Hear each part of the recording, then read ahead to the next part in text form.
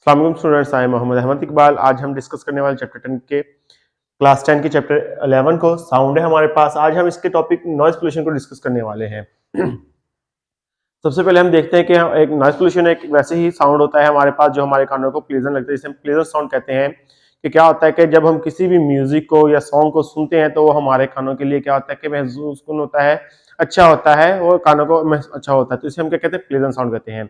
और जो unpleasant sound होता है जिससे हमें डिस्टर्बेंस होती है, हमें हमारे कानों को अच्छा नहीं लगता, उसे हम क्या कहते हैं, नॉइज पोल्यूशन, यानी कि शोर कहते हैं। हम उसको शोर कहते हैं। इसकी बहुत सारी एग्जांपल्स हैं, यानी कि जैसे कि मशीनरी की आवाज आ गई, हैवी मशीनरी जो वर्क कर रही है उसकी आवाज जो है वो नॉइज पोल्यूशन हो गई है। इसके अलावा जब डोर एकदम दरवाजा सब बंद होता है तो आवाज आती है, वो जो है वो क्या है, नॉइज पोल्यूशन है। या फिर क्या कहते हैं कि कोई जोर जोर से बोल रहा हो या शोर कर रहा हो तो उसे हम क्या कहते हैं, नॉइज पोल्यूशन है। ये क्या होती है कि हमारे पास नॉइज पोल्यूशन होती है। और ये किस वजह से होती है, ये हमारे पास डिस्टर्ब वाइब्रेशन की वजह से होती है, जो एयर में होती है उसकी वजह से होती है। तो हमारे पास जब ऐसी आवाज पैदा होती है तो उसे हम क्या कहते हैं, नॉइज पोल्यूशन कहते हैं। तो ये चीजें हैं कि इसके इफेक्ट होते हैं इंसानों के ऊपर, इस चीज को हम भी डिस्कस करेंगे अपने लेक्चर में। तो सबसे पहले हम देखते हैं कि sound which has jarring and unpleasant effect in on our ears is called noise pollution, यानी कि जो हम जिसका इफेक्ट हमारे पास क्या, अनप्लीजेंट इफेक्ट हमारे कानों के ऊपर, इसे हम क्या कहते हैं, नॉइज पोल्यूशन कहते हैं। Noise response to irregular and sudden vibration, ये क्या है, इरेगुलर एंड सडन वाइब्रेशन है प्रोड्यूस्ड बाय सम साउंड, जो प्रोड्यूस करती हैं, कुछ साउंड्स प्रोड्यूस करती हैं, सब नहीं होती हैं, कुछ होती हैं।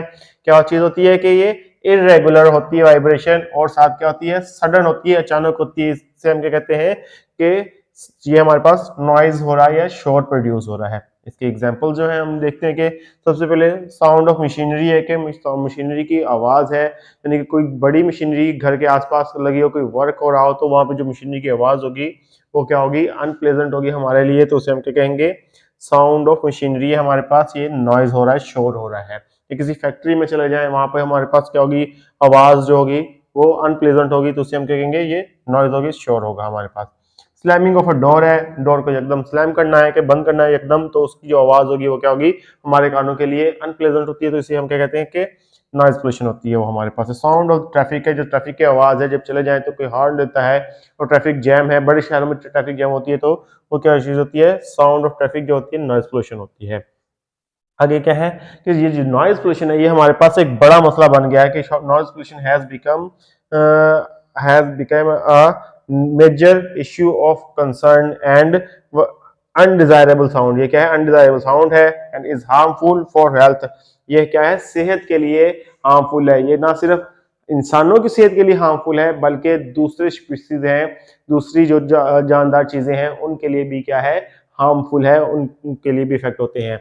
हम देखते हैं कि यहाँ पे हमारे पास इसके नेगेटिव इफेक्ट हैं, जो नॉइज के और ह्यूमन हेल्थ, इंसानों की सेहत के ऊपर होते हैं। Noise has negative effect on human health such as hearing loss है। अगर लगातार इंसान किसी शोर में रहता है तो उससे क्या होता है कि हेयरिंग लॉस होता है। तो लगातार क्या होता है, इसकी कुव्वत समाज होती है वो क्या हो रही है, कम हो रही होती है। तो इसके अलावा क्या होता है, स्लीप डिस्टर्बेंस होती है, उसको टाइम पे नींद नहीं आती है, स्लीप डिस्टर्बेंस होती है, या उसकी नींद ये होती है पूरी नहीं हो पाती है, तो ये भी स्लीप डिस्टर्बेंस है। इसके अलावा एग्रेशन है कि उस नॉइज पोल्यूशन की वजह से क्या होता है कि गुस्सा आना बिला वजह, ये क्या होता है कि एग्रेशन है, लहजे में तलखी, ये सारी चीजें आ जाती हैं। हाइपरटेंशन आ जाती है, यानी कि बिला वजह परेशानी लेना। उसके अलावा हाई स्ट्रेस आ जाता है। ये सारी की सारी क्या है, इसके नेगेटिव इफेक्ट हैं, किसके ऊपर, ह्यूमन हेल्थ के ऊपर, ये इसके नेगेटिव इफेक्ट हैं। आगे आ जाते हैं, हमारा लास्ट टॉपिक है इसका, कि सेफ लेवल है इसका, यानी कि नॉइज है, होता है शोर, लेकिन इसका एक सेफ लेवल भी होता है कि कितना होता है। Safe level of noise depend on two factors. Level of noise है, यानी कि कितना शोर हो रहा है, तो इसका एक कितना बताया गया है, ये 85 टू 90 डेसिबल होता है, यानी कि ये इतना क्या होता है, ये बेयरेबल होता है इंसान के लिए।